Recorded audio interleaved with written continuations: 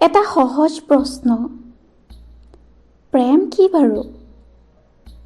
এটা সম্পৰ্কৰ সফল পৰিসমাপ্তি নে হেৰাই যোৱা মৰমৰ এবুকু স্মৃতিৰ পাপৰি সমৃদ্ধ এপাহি ৰঙা গোলাপ?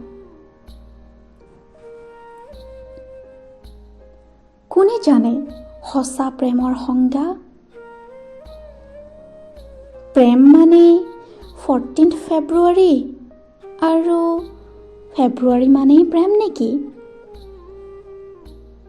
একেধাৰে rose day, propose day, chocolate day, teddy day, promise day, hug day, kiss day আৰু ভেলেণ্টাইন ডে।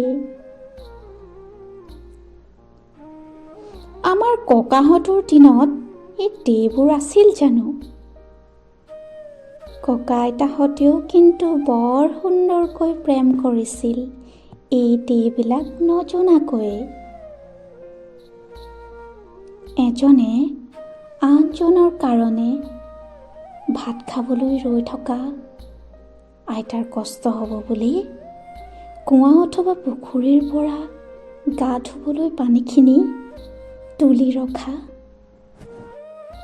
ককাই ভাল পোৱা মাছৰ টুকুৰাটো সকলোতকৈ প্ৰথমে বেলেগকৈ বাঢ়ি লুকুৱাই ৰখা, আইতাই ভাল পোৱা শুকান বগৰীৰ পেকেটটো মনে মনে বজাৰৰ মোনাটোত লুকুৱাই ৰখা, এইবিলাকেইতো প্ৰেম। প্ৰেম কৰিবলৈ তাৰিখ, দিন, বাৰ নালাগে নহয়। মৰম আৰু অনুভূতিকণেই বহুত। আইতা ককাহঁত জানো সুখী নাছিল? আমাতকৈ হাজাৰ গুণ সুখী আছিল। কোনো অভিযোগ নোহোৱাকৈ ৰাখি থৈ গৈছে আইতা ককা নামৰ দুটা মৰমৰ বান্ধোনৰ মধুৰ চিন। কিন্তু আজিকালিচোন যিমানেই বেছি কিবা কিবিবোৰ ওলাইছে সিমানেই ভেজাল সকলোতে। প্ৰেমৰ নামত কিনা বেচা, ভাল পোৱাৰ নামত প্ৰতাৰণা। দুদিন প্ৰেম কৰি দুমাহ ব্ৰেকআপ, এইবোৰ কি ধৰণৰ প্ৰেম?